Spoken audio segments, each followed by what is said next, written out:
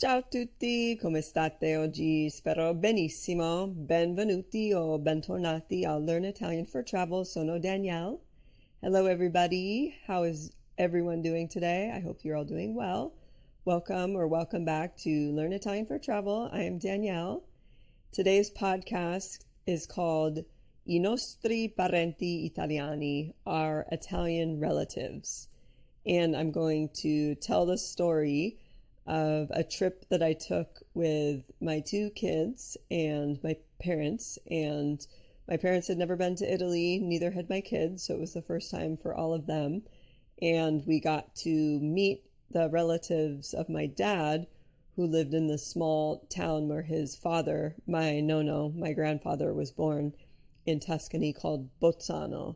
So it was a really amazing experience to connect with so many relatives, and my nono hadn't been back to Italy in many years. He had been writing letters back and forth, but one of my dad's cousins had actually gone to California, and she had visited them, but we had never met them.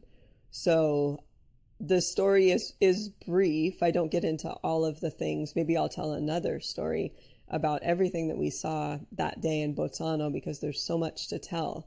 But the story today is literally about it's about the background of the trip a little bit. But the picture that you'll see on Instagram, Learn Italian for Travel, is the moment where we arrived at my dad's cousin Roberto's house, and he's trying to figure out who we are.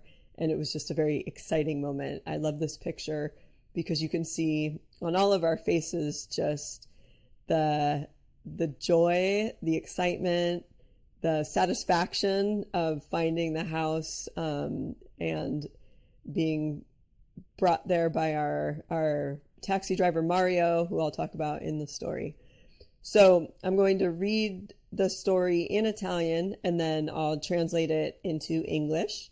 And go to my Instagram, Learn Italian for Travel with the number 4, and you can see the picture that I'm describing in this story.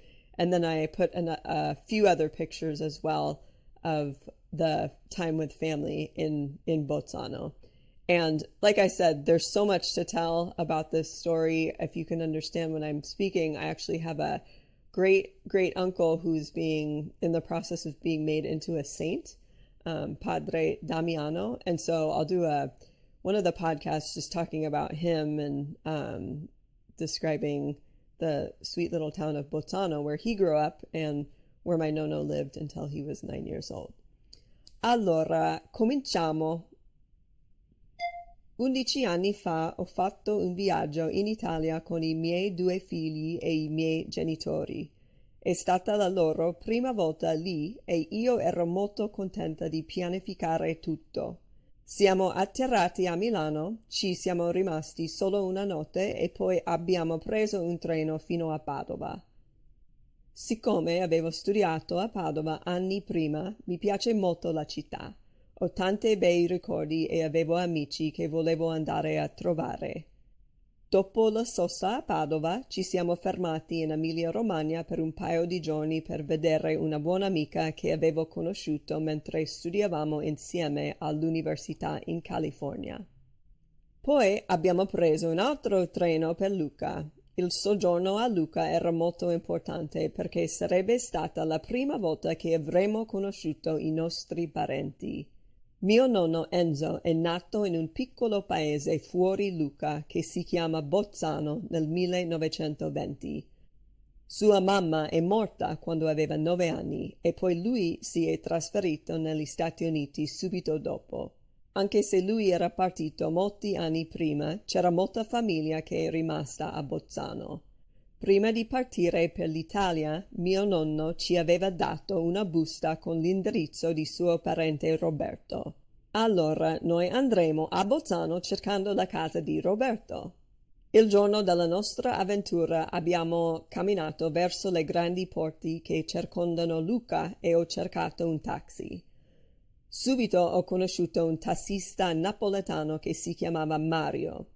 Noi cinque siamo saliti sulla sua macchina e abbiamo cominciato il viaggio in auto di 45 minuti fino a Bolzano. Mentre Mario guidava, gli raccontavo la storia di mio nonno che era partito per gli Stati Uniti 80 anni prima. Ho detto a Mario anche come i miei nonni si sono conosciuti durante la Seconda Guerra Mondiale in Lussemburgo. Lui mi ascoltava attentamente. Gli ho parlato di mio grande zio Pio, che è cresciuto a Bolzano. Pio era un prete e il suo nome religioso che ha scelto era Padre Damiano. Quando ho detto che Padre Damiano stava per diventare un santo, Mario mi ha guardato con gli occhi grandissimi e ha fatto il segno della croce. Dopo aver saputo questo fatto di mio zio santo, Mario aveva ancora più energia e voglia di aiutarci. Siamo arrivati a Bolzano e lui ha fermato la macchina fuori un grande casa che corrispondeva all'indirizzo sulla nostra busta. Abbiamo suonato il campanello e un uomo calvo è uscito dalla sua casa. Siccome mio padre non parla italiano, mi sono presentata e ho detto che Enzo Di Pietro era mio nonno e il padre di mio padre che era accanto a me. Ho dato la busta con il suo nome e il suo indirizzo scritto di sopra, dicendo «Ecco». Quell'uomo ha guardato la busta, ci ha guardato di nuovo e poi ha fatto un grande sorriso. «Piacere, sono Roberto», ci ha detto. Ho risposto «Anche mio papà si chiama Roberto». La prima foto che ho messo su Instagram è di questo momento gioioso. Mario era molto felice che ci aveva aiutato a trovare la nostra famiglia. Tutti noi eravamo molto contenti, che si vede sulle facce nella foto. Abbiamo passato una bellissima giornata conoscendo tutti i nostri parenti a Bolzano e vedendo il bello e piccolo paese. La fine. Va bene, now I'm going to translate the story into English. 11 years ago, I took a trip to Italy with my 2 kids and my parents. It was their first time there, and I was really happy to plan everything. We landed in Milan, we stayed there only one night, and then we took a train to Padova.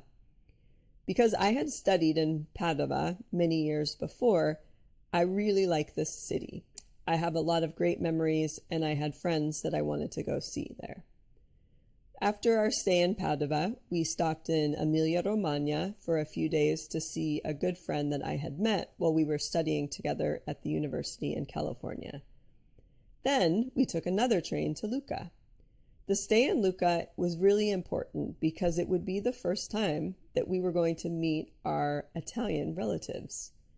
My nonno, my grandfather Enzo, was born in a small town outside of Lucca that's called Bolzano in 1920.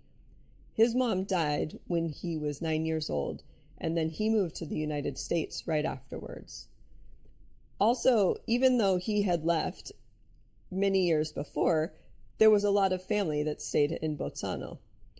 Before we left for Italy, my nonno gave us an envelope with an address of one of his relatives, Roberto. So we would go to Bolzano looking for the house of Roberto.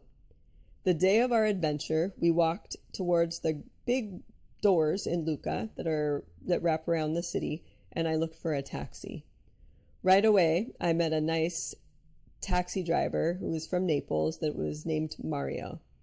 So the 5 of us got into his car, and we started the trip in the car about 45 minutes to Bolzano. While Mario was driving, I told him the story of my nonno, who had left for the United States 80 years before. I told Mario also how my grandparents had met during the Second World War in Luxembourg. He listened to me really attentively. I told him about my great-uncle, Pio, who grew up in Bolzano. Pio was a priest, and his religious name that he chose was Father Damiano. When I told Mario that Father Damiano was about to become a saint, Mario looked at me with huge eyes, and he made the sign of the cross. After knowing this fact about my saint uncle, Mario had even more energy and desire to help us. We arrived in Bolzano, and he stopped the car in front of a big house that matched the address on our envelope. We rang the bell, and a bald man came out of the house. Because my dad doesn't speak Italian, I presented myself and I said that Enzo Di Pietro was my grandfather and the father of my father, who was standing next to me. I gave the envelope with his name and address written on top saying, "Here it is." The man looked at the envelope, looked at us again, and then he gave a big smile. "Pleased to meet you. I am Roberto," he told us. I responded, "My father is also named Roberto." The first picture that I put on Instagram is this joyful moment. Mario was so happy that he had helped us to find our family. All of us were really happy, and you can see it on the faces of everybody in the photo. We spent a beautiful day in Bolzano, getting to know everybody, all of our family, and also seeing the beautiful and small town. The end. So I didn't get into it too much in the story in Italian, but I'll just say this in English. I am the only person in my family that speaks Italian, besides my Italian grandparents. So my dad and his 3 brothers, they never learned Italian while they were growing up, just because it was the time in the United States where it wasn't encouraged to speak the language of the immigrants. And so his parents wanted them to learn English. And so that's all they spoke at home. My grandparents spoke to themselves, to each other in Italian, but they didn't teach their kids. So when I was growing up, I wanted to study Italian to connect with my roots, and then ended up doing a study abroad in Italy. And although some of my siblings have taken an Italian class here or there, and my dad even took my Italian class, and my mother too, I really am the only one in the family that delved in and studied it and is able to speak it fluently. And so this moment that we went to Bolzano and we were able to meet all of the family members, and literally everybody came out in the town and opened up their houses and gave us something to eat and drink, and we toured the cemetery. We got to see my nono's mother's grave and his grandmother's grave, and everybody was just, it was like open arms. We're family. We've known each other forever. And it felt, to me, that was the reason why I learned Italian. So, I mean, I've enjoyed, obviously, my time teaching Italian and everything that I've been able to do Italian. But I think the real reason, the most important reason that I learned it was to bridge the gap between our Italian relatives and my family here that doesn't speak Italian. And so it felt so good that day to be able to translate everything. So they would say something to me, and then I would say it to my dad in English, and then he would say it to me, and then I would say it back to them in Italian. And it was tiring, but it was just beautiful. And I felt so proud to be able to have that significant role, really, in, like I said, bridging the two languages, and for the fluidity of the communication. So I hope that you enjoyed this story, and I'll be back with another short story in a couple of weeks. Va bene? Allora, buon ringraziamento, happy Thanksgiving, e statemi bene. Ciao!